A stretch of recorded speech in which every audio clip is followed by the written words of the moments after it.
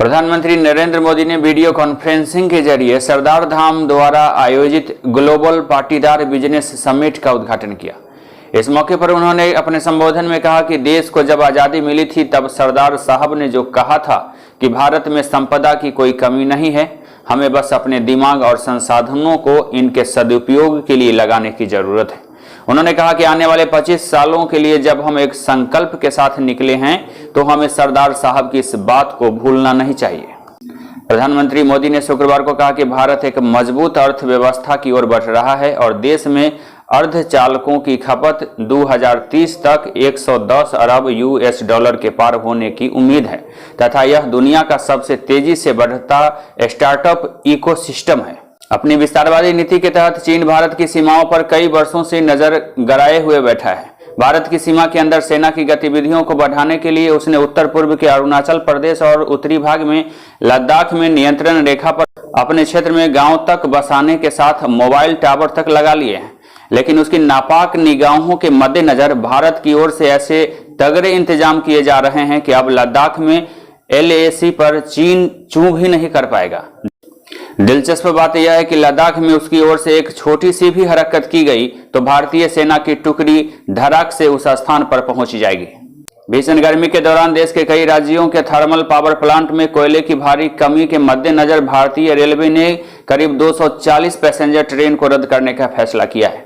इस पैसेंजर ट्रेनों को रद्द करने के पीछे रेलवे का उद्देश्य करीब 400 कोयले के रैक को विभिन्न राज्यों के थर्मल पावर प्लांट तक पहुंचाने के लिए रास्ता देना है। बिहार में प्रशासनिक व्यवस्था की कमान संभालने में मुख्य भूमिका निभाने वाले IAS अधिकारियों की काफी कमी है। बिहार कैडर में IAS अधिकारियों के स्वीकृत पदों की संख्या 359 है, जिसमें अभी 205 अधिकारी ही हैं, यानी 154 पद सीधे तौर पर खाली पड़े हैं। 205 अधिकारियों में 33 केंद्रीय प्रतिनियुक्ति पर चल रहे हैं। इससे वास्तव में सूबे में 172 IAS अधिकारियों की ही तैनाती है। उत्तर प्रदेश में 1 मई से ई-पेंशन पोर्टल शुरू होने जा रहा है। पोर्टल के शुरू होने के बाद रिटायर कर्मचारियों को पेंशन से जुड़ी समस्याओं से निजात मिल जाएगी। इसके साथ ही रिटायरमेंट के 3 दिन के अंदर कर्मियों को उनका पैसा मिल जाएगा। शरीर को झुलसा देने वाली गर्मी की तपन अब उत्तर प्रदेश में ऊर्जा मंत्री और सरकार तक पहुंचने लगी है।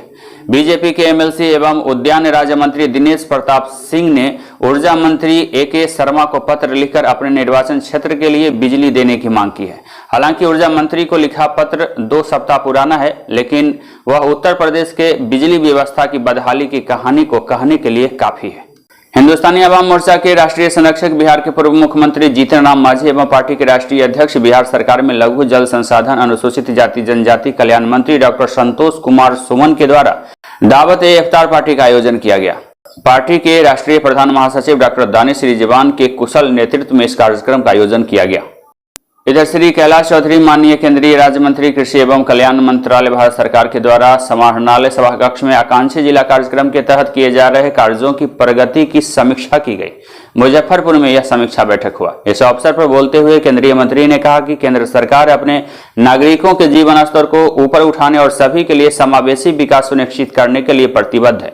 उन्होंने कहा कि सरकार समय समय पर उचित अनुवर्ती कार्रवाई के साथ सतत विकास और आर्थिक नीति में मुजफ्फरपुर को अधिकतम क्षमता तक ले जाने के लिए प्रतिबद्ध है।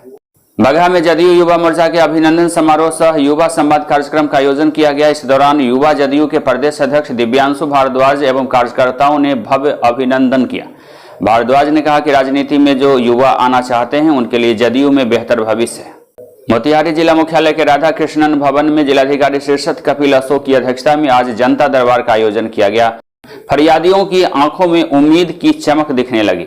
जिलाधिकारी ने ऑन द स्पॉट कई समस्याओं का समाधान कराया। अधिकारियों को आवश्यक कार्रवाई के निर्देश दिए।